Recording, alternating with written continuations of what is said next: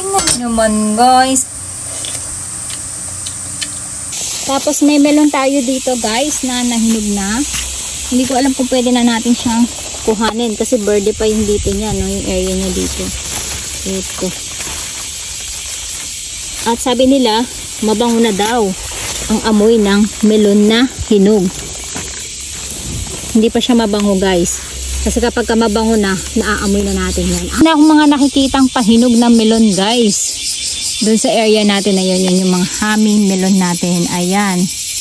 Nakikita nyo yung mga melon natin. Ayan. So, hoping mahinog silang lahat. Ayan guys, ang gaganda ng melon natin, no? Hoping ay mahinog sila bago sila mategi. Ayan pa, meron tayo dito, meron tayo dito. Ito wala na to. So, gusto ko na nga itong tastasin. Kaya lang baka kasi mag-healed pa yung sugat niya at kaya niya pang mahinog sa loob.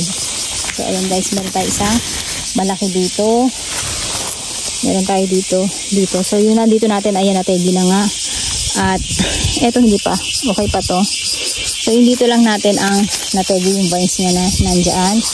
Tapos meron din tayo sa mga ilalim. Ayan, tatlo yan. Tapos meron tayong eto, yan, ito, saka ito. Ito malapit na rin itong mahinog eh. Siguro mga 1 linggo pa. Tapos meron tayong papalaki dun. Meron tayong dalawang nakasabit dun. Ay, napigtas yung melon ko dito guys. Kailan ka napigtas? So ayan guys, napigtasan tayo ng melon. So sobrang bigat niya. Or dahil baka kinakain nga siya ng melon bag. Ayan, hindi pa nahihinog yung melon natin dito. Anyway, pamapakan na lang natin to. Sausaw asin. Hindi natin nalagyan ng sukbit eh kasi sobrang bigat din nila. Ayan. At titikman na lang natin sa bahay kung may lasa na rin ba sila. Ang ating na-harvest last time yata at isang araw yata at ngayon nanguha tayo ulit. At guys, ganyan kadami yung ating babalatan at i-blender. Alam nyo guys, na nakakalungkot lang dito sa mga na-harvest nating melon ay hindi natin maka-harvest yung mga buto niya. Pag ganito natin siya buksan para mas madali. Wow! Tingnan nyo guys, pahinog na sana siya, diba? Ito yung cantaloupe natin. Ang gagawin natin ay isi-sweat test natin yung ating melon. Kahit nahilaw pa siya, kukuha lang tayo ng tubig dito mismo sa kanyang, diba? Dadirect natin siya dito. At silipin natin. Nasa 10 na rin yung kanilang level ng tamis. Ang ibig sabihin ay matamis na siya.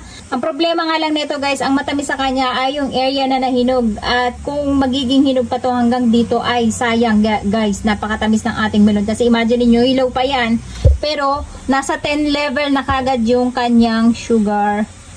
Yung kanyang bricks. Ayan. O diba? Tingnan nyo, nasa 10.5 pa nga o. So, ganun talaga guys, wala tayong magagawa, no? Pa-perfectin na lang natin yan next year talaga. Dahil, mayroong planong bago ang lola nyo. Alam nyo guys, ang kagandahan talaga kapag nagdidilig kayo ng amino, magiging matamis ang mga bunga nyo. Tingnan nyo, kahit hilaw pa, diba? Meron na siyang level na kagad ng tamis. Nakakatuwa kasi naalala ko, alam nyo kung bakit? Diyan! Bumili nga pala tayo ng pangkayod ng melon. Kaya ako to pinagandaan. Actually, winter ko to in-order. Ngayon lang natin magagamit. Tingnan nyo guys. Pareho lang yung pinag-orderan natin. Pero magkaibang size siya. Kasi natuwa nga ako dito. Ito yata yung unang order. Natuwa ako. So, umorder pa ako ng isa. Pero itong na-order natin isa ay medyo mas malalaki siya. I think mas maganda tong maliliit ng konti. So, ayan. Na-miss ko rin guys magkadkad ng melon. Ay, ang galing! Ay! Pwedeng mag-juice bash. Ay, ang sarap gamitin. Alam niyo kung bakit guys? Stainless talaga siya. Ang ganda niya. At parang ang talim-talim niya no, pag hinahagod siya. So, maganda rin siyang gamitin sa buko. Pag nakabili tayo ng buko. Best! Tinikman ko yung part na green. Matamis na. Tignan nyo guys. Isang piraso pa lang yan. Ganyan nakadami yung nakadkad natin. At ang sarap niya. Ang next na bubuksan natin guys ay yung etong dilaw natin. Pasensya na kayo. Mamaya isa-search ko, lalagay ko sa subtitle kung ano ang pangalan niya. Naku, berdeng-berde pa besh. I-test natin guys yung kanyang sugar level. Sumama yung buto. Wala tayong ma-harvest na buto guys kasi alam nyo kung bakit. Malalambot pa yung mga buto nila. Ayan guys, napakababa lang ng kanyang sweet level. Nasa 6 lang, no? Ibig sabihin ay bubot na bubot pa siya. Pero may tamis na yun ang ibig sabihin. Kasi ang isusunod naman natin ay etong ating papaya melon. Kung bakit siya tinawag na papaya, siguro nga dahil mukha siyang papaya, yan, no? May guhit-guhit siya, diba? Pero melon siya. So, buksan natin at meron na rin ba siyang sweet level. Ganyan yung itsura niya. At kapag nahinog siguro siya ay dilaw. Kasi papaya melon nga eh, diba? Pero tingnan nyo, dahil hilaw pa siya ay verde pa. At mabango na rin yung amoy niya guys. So magsisweet test tayo. Titingnan natin kung meron na rin siyang tamis. Kumpara yung kanina guys, mas hinog tong papaya melon natin. Kumpara yung kanina. Ayan. Okay. So ayan guys, yung kanyang sweet level 6.5 lang. Hindi pa siya talaga matamis at talagang bubot pa. Yan yung mga nalaglag na, no? Mga nalaglag na sila dun sa ating pinagtataniman. Tapos, ang susunod naman natin, guys, ay itong ating cantaloupe.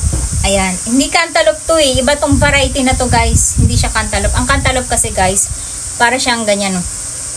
At ang bango niya, guys, kahit na hindi pa siya hinog. Hilaw na hilaw pa to eh. Jajan. Diba? Sayang, guys.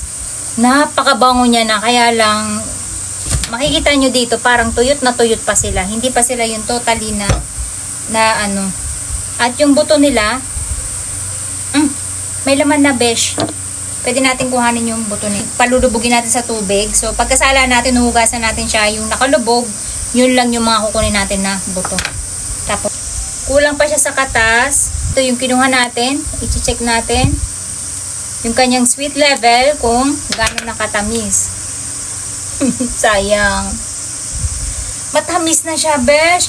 Ito yung masasabi ko, guys, na kapag ka nahinog siya ay sobrang tamis nito. Ito yung pumapalo ng 15 to 20. Dahil bubot pa siya, pero ang level ng tamis niya ay nasa 10 na. Kumbaga, yung sa atin sa Pilipinas ay hinog na pero hindi pa rin ganito katamis. Ayan, napakatamis ng melon na to. Sayang. Tingnan nyo naman, guys. Pero masarap na siya. Kanyang kadami yung nagawa natin na, ayan, iba't ibang variety natin ng melon. May 4 na variety siya. Tapos ang susunod natin gagawin guys ay maglalagay na tayo ng tubig kung saan ay kakatasin natin tong ating mga buto. Dito guys mag-a-add lang tayo siguro ng 1 basong tubig. Ito yung para makatas lang natin siya. At pala nilagay muna natin dito, no? Ayan. Huwag na kayo maarte guys ha. Hindi ko naman to pambenta. Pampamilya ko lang naman to. Kaya kung kamayin ko siya, pikit mata na lang kayo. Saka natin siya kakatasin at idediretso dito sa ating melon. Ayan guys. Nandyan yung sarap. Ang bango. Grabe. Iba talaga yung aroma ng melon guys. Napakabango niya. Mag-a-add lang tayo guys. Syempre ng konting asukal dahil mag-a-add tayo ng condensed milk mamaya. Ayan. So siguro mga 5 kutsara yun. Mag-add tayo guys ng condensed milk.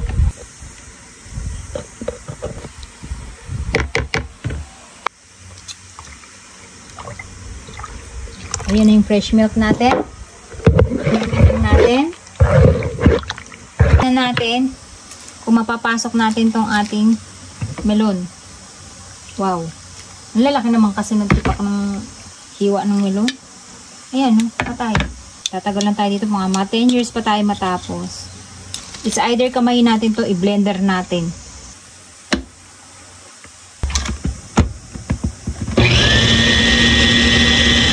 Okay, light lang. Pero lahat nagurog ka agad, di ba?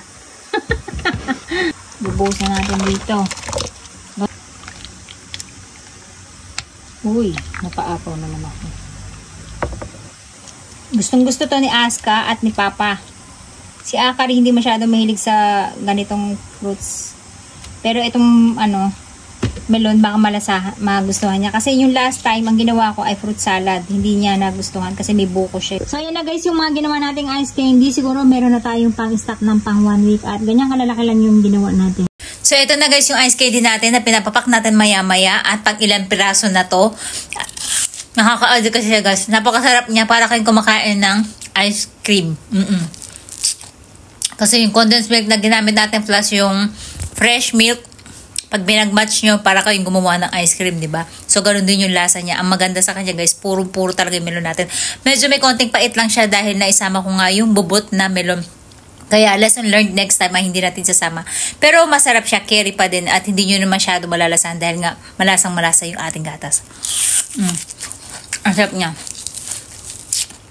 Tamang-tama sa tag-init na doon na sa tanghaling tapat, guys. Nakakainan ng lola nyo. Ewan ko ba. Hindi siya masyado matamis kasi hindi natin dinamihan yung asukal.